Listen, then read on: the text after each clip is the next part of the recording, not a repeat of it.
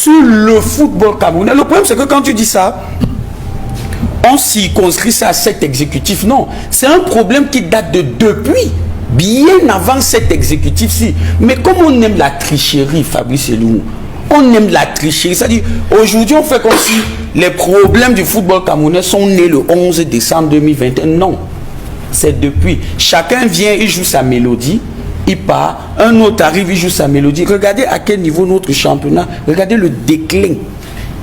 Aujourd'hui, on est dans un pays où les joueurs du centre de formation coûtent 5 à 10 fois plus cher que les joueurs du championnat local. Yonjo, c'est 1,3 milliard de francs CFA à Lille.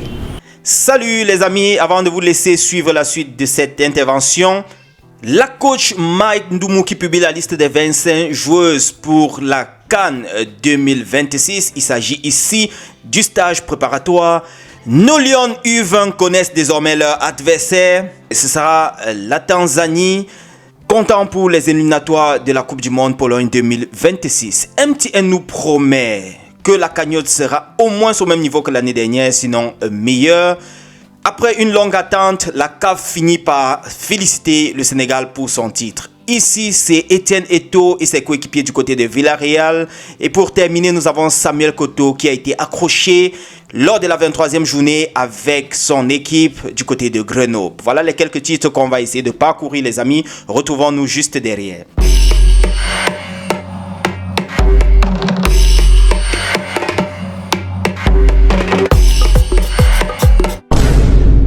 Alors les amis, comme je vous le disais, il s'agissait ici de la liste des Lions qui ont été retenus pour le stage préparatoire comptant pour la CAN 2026. Ça ira du 13 au 19 février 2026. Là, ce sont nos Lions. Je remarque tout simplement que la liste a été rajeunie.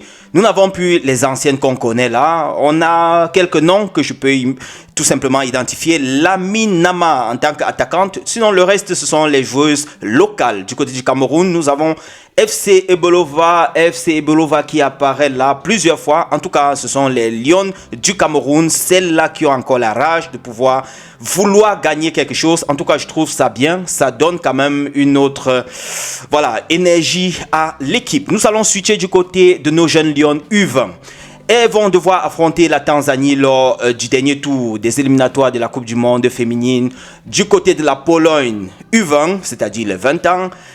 Alors, ce dernier tour éliminatoire va donc se dérouler du 1er au 10 mai 2026. C'est donc le 4e tour éliminatoire pour la zone de la CAF. On va attendre et voir si nos Lions vont en fin de compte décrocher leur ticket pour la Coupe du Monde. En tout cas, on leur souhaite bonne chance. Je vous le disais tout à l'heure que c'était MTN, la responsable de MTN, qui nous a promis que nous allons avoir au moins en termes des cagnottes, au moins ce qu'on a eu l'année dernière, sinon mieux. Et qu'elles sont dans tous les cas fiers d'accompagner la FECAFO, du moins le championnat local. Et voilà, mettre en avant les meilleures compétences, les talents, comme ils ont l'habitude de faire depuis de bonnes années.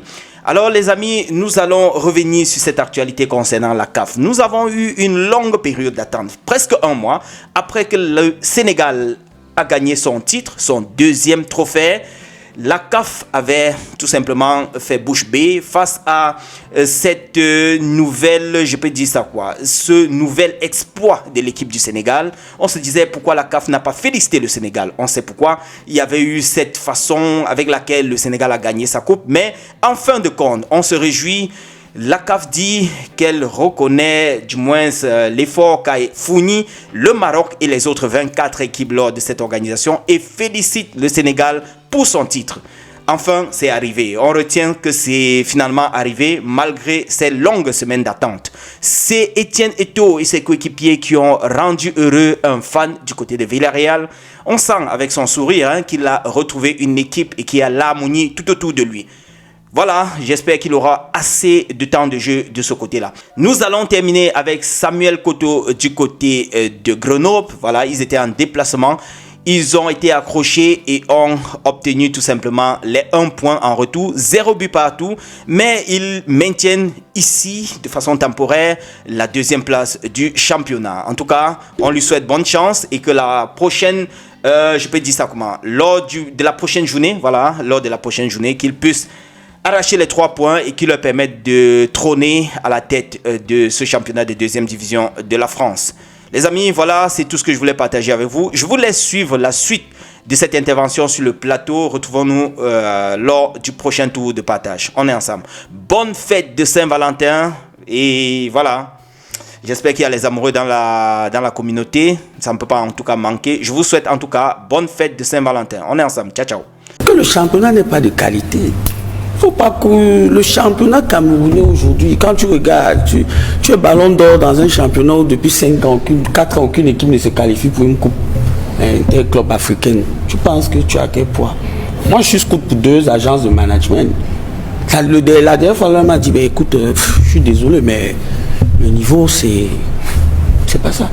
Les mecs préfèrent venir quand il y a la Easter Cup, sans publicité, hein, la Easter Cup, le tournoi de Limbé, ou bien quand vous voyez les anciens internationaux organiser les tournois de 8 équipes, 8 académies avec les scouts là.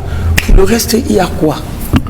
Sérieusement, Maroussois Goudon parle là, j'étais acteur majeur, Orlando Pirates, bah, ça n'a pas donné. Ils se sont posé la question de savoir si c'était pas un coup monté cette histoire de ballon d'or là. Oh, ils disent non, c'est notre meilleur joueur. Aujourd'hui, il est en 3e du jeu aux États-Unis. Hein? Les championnats des universitaires là. Chindo, pareil. Emmanuel Mao, pareil. Qu'est-ce que tu veux? Je te dis, la qualité de votre champ. Aujourd'hui, vous vous rendez compte, les mecs sont prêts à tout pour aller jouer en Tanzanie. Aujourd'hui, allez regarder le nombre d'équipes tanzaniennes qui sont en coupe Champions League africaine et coupe de la CAF. Lui, il en sait que foot parce qu'il couvre beaucoup ces compétitions, il communique beaucoup dessus. Le riche Chomae, foot azimut. Allez regarder le nombre d'équipes. Du coup, c'est normal. Vous avez des équipes soudanaises qui jouent. C'est normal. Quand vous dites qu'un joueur évolue dans le club qui est considéré comme étant le meilleur élève du championnat, il quitte pour aller au Soudan. Qu'est-ce que vous voulez? Au-delà même du traitement salarial, c'est normal. Du coup, on va vous dire, voilà un joueur.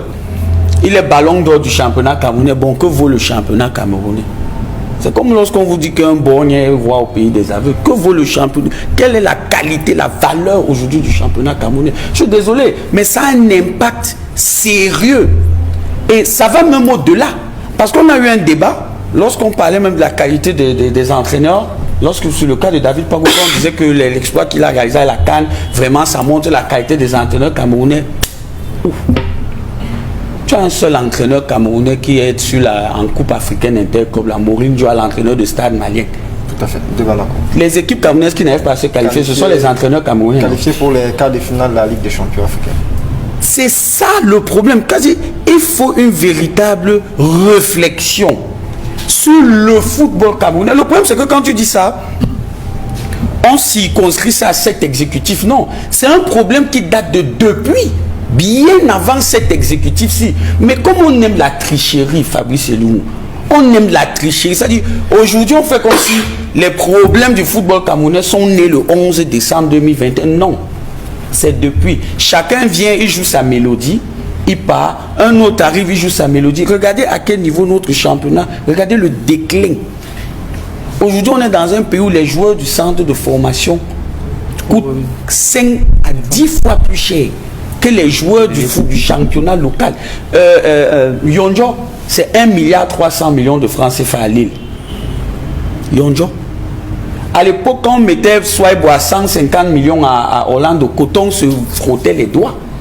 À Teba aujourd'hui. On a vu le jeune Christian Kofan parti du Cameroun pour Albacete. C'était autour de 200 000 $. Mais 200 000 $, c'est 130 millions de francs. Ça veut dire que c'est beaucoup. Sauf que regarde donc les joueurs camerounais qui sont partis à la fin de la dernière saison là. Regardez les destinations. D2 vietnamienne, D2 Syrie. Tu ne sais pas s'il va jouer la bombe, va là-bas. Ça doit donner l'occasion d'un véritable questionnement. Parce que je ne comprends pas comment aujourd'hui tu as des nations émergentes, on va appeler ça comme ça, qui sont en train de crever l'écran du fait d'une restructuration profonde de leur football. Et aussi parce qu'il y a une volonté des pouvoirs publics, parce qu'il faut dire la vérité, il faut un accompagnement. Parce que moi aujourd'hui, on va te parler du football, on va te dire la Fédé ne peut pas faire ça seule. Si tu n'as pas un véritable accompagnement des pouvoirs publics, les enfants jouent où? Aujourd'hui, il n'y a plus d'air de jeu. Nous, à notre époque, partout où tu passais, il y avait un terrain où jouer. Parce que c'est ça le football jeune. Les enfants vont jouer au quartier, on n'arrive pas à jouer. On bat à la route maintenant dans certaines rues pour jouer sur le goudron. Est-ce que c'est ça le football? Non, je pense que sérieusement, et moi j'avais fait un post dessus il y a cela plusieurs mois, au courant de l'année 2025 en tout cas, où je m'étais penché sur la situation de nos différents ballons d'or. Ils représentent la crème de la crème. Aujourd'hui, quand vous voyez un joueur comme Ousmane Dembélé, ballon d'or mondial, ce n'est pas seulement lui, ce n'est pas seulement le PSG, c'est tout le football français qui arrive à s'orgueillir en disant le ballon d'or vient du championnat de France. Et ça attire beaucoup de choses. Mais si derrière, c'est pour avoir, on va vous dire, les 3 derniers, aucun n'a crevé l'écran après. Aucun n'a même, je vais même aller plus loin, aucun n'a même confirmé après. Parce que même Emmanuel Maop, il est revenu au Coton, à Coton, c'était pas ça. Chindo est allé à Coton Sport, c'était pas ça. Ça veut dire qu'il y a même un problème de régularité. Moi, j'ai eu mal, et je sors par là, en début de semaine, quand j'ai vu que Richmondi, qui a fait il y a de cela les 2 dernières saisons, il y avait Pidobou Diafre, a signé en D2 au Vietnam.